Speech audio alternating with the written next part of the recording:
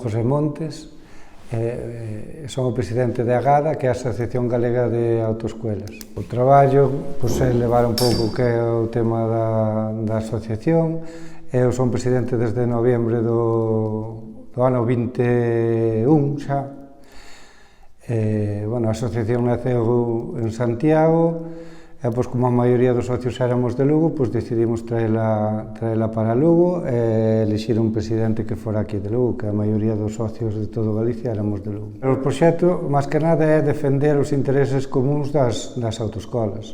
E o día a día é estar en contacto coas xefaturas provinciales de tráfico para comunicarlles aos asociados os cambios que hai. Mesmo agora acabase de instaurar como exemplo che podría dicir, o examen práctico por medio dunha tablet, que xa vai, digamos, online directamente á Dirección Xeral de Tráfico, a DXT. No ano pasado, a DXT sacou como un anticipo de algunhas señales que van cambiar, non? Foi así como un globo sonda, porque de momento aínda non entraron en vigor. Está proyectado a que se cambie o Reglamento General da Circulación por medio dunha lei orgánica e para introducir o cambio con estas señales. A señal dos nenos que salen, por exemplo, do cole, agora a nena vai diante, polo tema da igualdade de xénero, que responde a ese tema e que está ben, non? Hasta que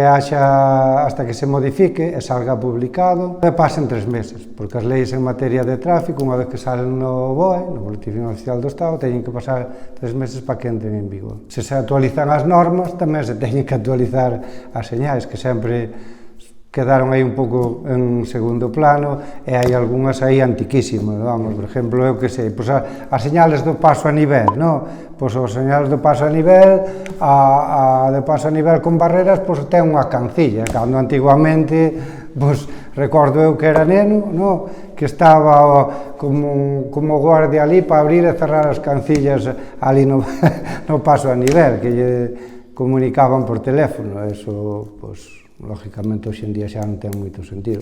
A do animales domésticos, que sempre estuvo a do ciervo, agora vai a do xabarín, que aquí en Galicia sabemos algo do xabarín, que os hai aí por todos lados nestes momentos, non? A dos patinetes tamén, tamén é outro tema de actualidade. Cada vez, hai máis carril bici, que, a mí me parece ben. Vehículo alternativo aí aos demás de motor que contaminan, non? E además é moi saludable. Entonces, a das persoas maiores, cando nos acercamos aos asilos ou a sitios que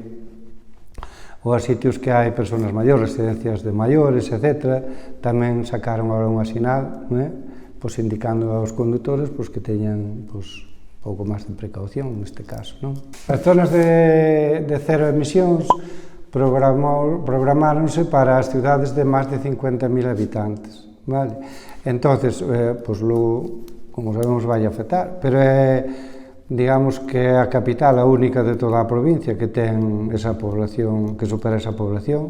A tendencia é a que as cidades sean habitables, non? Os vehículos sí que teñen que existir, pero tamén antes que os vehículos asistirmos as persoas, entonces ten que haber aí un equilibrio, entendo eu. Logo provincia, basicamente, as que máis van a afectar son as dos animales estas en libertad, vale? A do xabarí, que vamos a ver por todos os sitios, e por moito que a vexamos non é suficiente, non? No noso caso, eu vexo interesante. En Lugo chegaron a rotonda xa máis tarde que noutros lados. A problemática que ten o utilizar o circular ben pola rotonda en Lugo veuse acrecentada un pouco por eso. Eu creo que é sinxelo, o que pasa que a veces a xente non o interpreta ben e todo eso. Circular se é fora de poblado é pola dereita, vale. Dentro de poblado poderías circular indistintamente, o que nunca podes facer é salir do carril de dentro para fora directamente, que iso é como se vas na autovía polo carril izquierdo e colles un carril de deceleración para abandonala. É o mesmo, porque a rotonda é redonda,